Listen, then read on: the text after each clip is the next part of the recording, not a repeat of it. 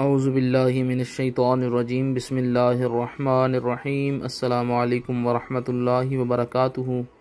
تمام دوستوں کو چینل کے اندر خوش آمدید کہتے ہیں۔ بات کرنے والے ہیں طاق راتوں کی عبادات کے متعلق اور لیلۃ القدر کب ہو سکتی ہے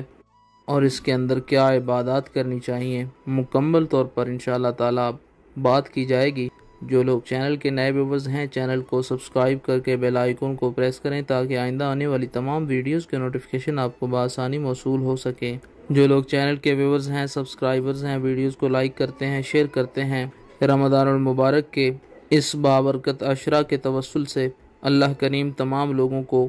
دنیا اور آخرت کی تمام بھلائیاں نصیب فرمائے، تمام گناہوں سے خالق کائنات معافی عطا فرمائے، پریشان حالوں کی اللہ رب العالمین پریشانیاں دور فرمائے، بیماروں کو اللہ رب العالمین شفائے کامل عاجلہ عطا فرمائے، بے روزگاروں کو اللہ رب العالمین اچھا روزگار عطا فرمائے۔ عالم اسلام کے اوپر کرونا وائرس کی صورت میں جو آزمائش ہے، اللہ رب العالمین تمام عالم اسلام سے اس مہلک مرض کا خاتمہ فرمائے، تمام عالم اسلام کی اللہ رب العالمین خیر فرمائے۔ لیلۃ القدر کے متعلق جو روایات ملتی ہیں ان میں طاق راتوں کا ذکر کیا گیا ہے، جیسے 21ویں رات، 23ویں رات، 25ویں رات، 27ویں شب اور 29ویں شب ہے۔ ان تمام راتوں میں زیادہ سے زیادہ عبادات کرنی چاہیے، کیونکہ اس کے متعلق قرآن کریم میں اللہ رب العالمین نے فرمایا ہے لیلۃ القدر خیر من الف شہر، کہ لیلۃ القدر 1000 مہینوں کی عبادت سے افضل رات ہے۔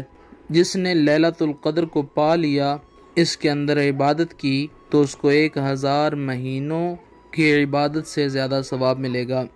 جمہور روایات کے اندر لیلۃ القدر 27ویں شب کو کہا گیا ہے،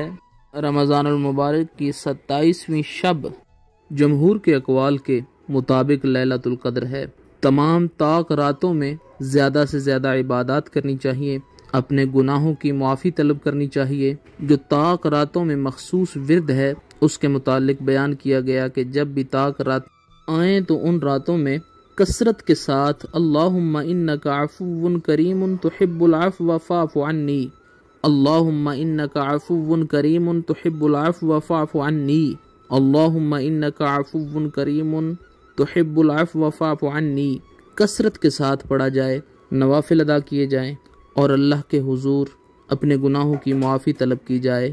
کیونکہ اللہ رب العالمین اس رات میں گناہ گاروں کے گناہوں کو معاف فرماتا ہے اور نیکوکاروں کو ان کی نیکیوں کا اجر عطا فرماتا ہے۔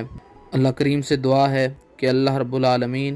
ان برکت والی راتوں کے توسل سے ہم تمام کے گناہوں کو معاف فرمائے، آئندہ زندگی میں نیک اعمال کرنے کی توفیق و ہدایت عطا فرمائے، آمین۔